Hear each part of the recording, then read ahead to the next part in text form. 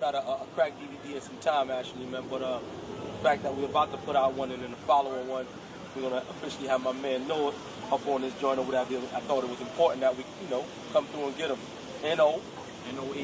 Yeah. The Baltimore Beast, Byrd Gang, Dipset, right here, right now, in the South Bronx. I was telling Terrell, I'm excited to be in the South Bronx. This is where it started. You know what I'm saying? Hip hop is in its original form. None of that watered down radio shit y'all hearing right now. This is real hip hop is right here. So I'm excited to be right here. You gotta love that. Now, no, man. You got definitely a lot of history behind you, actually, man. How did this Byrd Gang situation come about? Gotta give love to Jim. You know what I'm saying? Jim Jones got a job over at Warner as A&R, and he already had a relationship with my business partner. So my business partner, Nicole Chaplin, threw my demo at him. Capo heard it, and it was a rap. Took me to Harlem that night, signed me, I think, in less than 12 hours. It was a deal. I came out on Harlem Diary of a Summer. That was my first professional appearance ever. I did a song with Jim and Jewels on that LP. Then I'm out on his new album now, Hustler's Poem. A track called Concrete Jungle, featuring me, Max B, and Rel, the singer Rel, not Hell Rel. You know what I'm saying? Shouts out to Rel too. And I've been Byrd Gang Dipset ever since. I'm on a bunch of Byrd Gang Dipset mixtapes. I just hosted Dipset for Life mixtape by DNA. MTV gave us shout outs, honorable mentions, one of the best mixtapes of the year. Right. You know what I mean? So I'm just getting a lot of Byrd Gang Dipset love right now. So and I'm loving it. And you're originally from where? Baltimore. Wow. Baltimore, Maryland. Wow. Baltimore, stand up. How about that? Regarding your grind and your music grind or whatever, how long have you been in the game? Musically, I think I've been doing this since about 98, 97, something like that, around 97. I linked up with Craig Mack. This was, Craig Mack had his own label called Mac World. Was trying to get it off the ground. I signed to a company called Rich Kids, which was Craig Mack and Scoochie Robinson. They owned their own company at the time. It was going to get ready to be distributed through Sony. Right. And anyway, that situation fell through. Right. And moved back to Baltimore. Linked up with old school Busy B. You know what I'm saying? For those of y'all who don't know Busy was one of the original founders of this hip hop shit, man. But Busy took me to Brulee B. Right. And Brulee B in turn took me to Dame. You know what I'm saying? And Dame, he didn't really know what to do with it because of the vocal similarities between me and his man Jay-Z. You know what I mean? So hooked up with Dame's kid's mom on some manager stuff.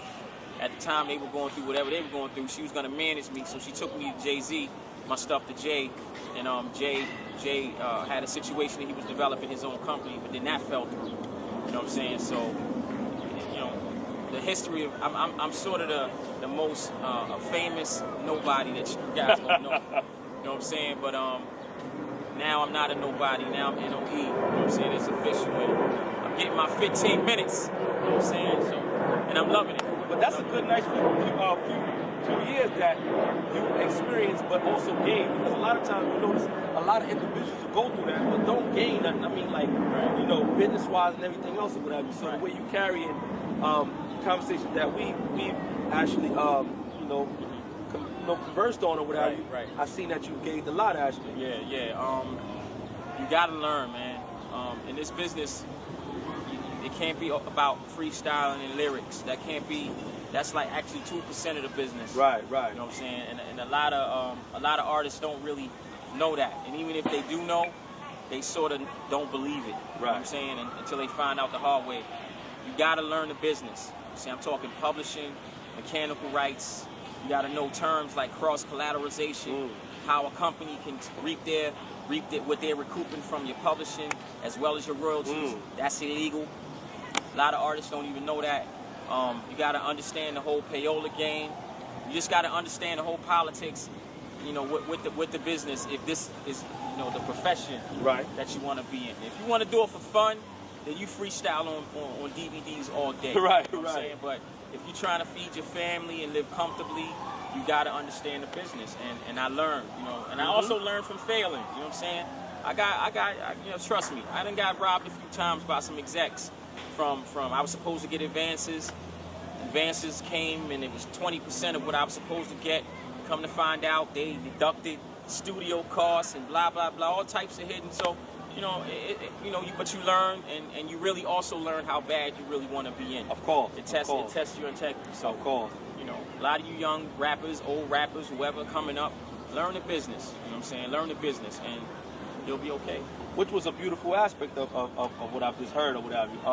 So there was some frustrating, and there was some drawn in between lines where, you know, you could have went from that old note to, you know, this note where I encountered that mode of, listen, man, you're gonna draw me back into them streets or what have you. But it kept you civil, like, listen, I'll take that, I'll run with it or whatever, because it was something that I gained and it was something that I learned, and I'm gonna continue to run with it or whatever. So it was good that you was able to gain from that, you know?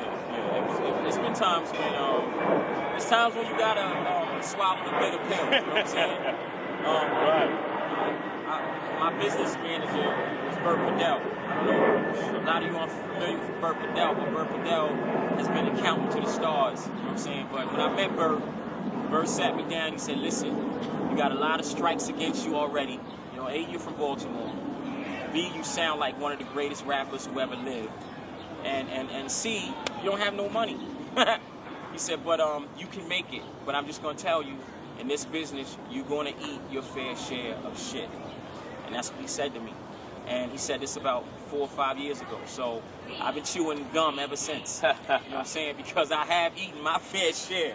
You know what I mean? So it's getting better, you know, but like you said, you got to take the good with the bad. And there are times when that whole street element, you know, when people tend to try you and try your team members or whatever, where you sort of want to revert back to handling things the way you handle them on the block. And there are times when it's fitting. Don't get me, I'm not even going to sit here in front. There are times when you may have to lay hands on somebody, but you got to pick and choose your battles, though. You know what I'm saying? And in terms of burning bridges, if you know how to build them and learn how to build bridges, because I've learned how to build bridges, then you're not too scared to burn them. So now I don't mind burning a bridge if it needs to be burned, because I can burn that bridge and easily build another. You know what I'm saying? But you got to know when to strategically carry that out. You know what I mean? So you got to learn that. So I just based off what you read. How about that? Okay. If you teach it to really make sense. Now, no, like I was speaking to you prior, and you were stating your situation with Byrd Gang. You stated that it doesn't necessarily tie you down, regarding other situations. Explain that. The deal with me and Jim, you know, happened from the standpoint of, and I respect him for this. This is why I always respect Capo, because he's never been a liar to me. He's never been a fake dude to me. You know what I'm saying? And that's just keeping it real. Everything he's ever said he would do, he's done it. Right. When I met Capo was like, "Yo, we're gonna do this thing, Byrd Gang. However, because we know that there are extenuating circumstances surrounding your voice, because I don't want to totally have to say, well, boom, let me lock you down to this amount of many years per se, and then now what happens is we test you out, and then the public just don't respond to you the right way, because now I'm locked in." Right. You know what I'm saying? So what we decided to do was, we agreed that, boom, you use the Byrd Gang Dipset imprint, and you family, this is what it is. You are signed to Jim Jones. However, if in fact there's another situation that I come across that I may want to do a deal / Byrd Gang for no, or you find a situation, we can do a deal. You know what I'm saying? And you can just and you just use the Byrd Gang imprint. Meanwhile, I'll put you out. I'll throw you all over my albums. You know what I'm saying? I'll support you, whatever. We jump on joints, whatever. That's really the bottom line. And I sort of like it better that way, because like, I'm a man first and foremost. You know what I'm saying? And if you ain't really taking care of me and my family, like, I don't want to be locked down anyway. Right. But Jim is doing everything that he can do in terms of guerrilla marketing me. You know what I'm saying? A lot of the marketing that you see in terms of my single being out there, in terms of the video that we're about to shoot, in terms of everything you see here, the jewelry, all of that, that's my money. So I don't want nobody to get it twisted. You know what I'm saying? I pay my own bills. I shoot my own videos. It's all coming out of my pocket. I pay the street promoters, I pay the publicists, I pay. You understand? So no one really wants to invest in an artist that's not going to invest in themselves. You know what I'm saying?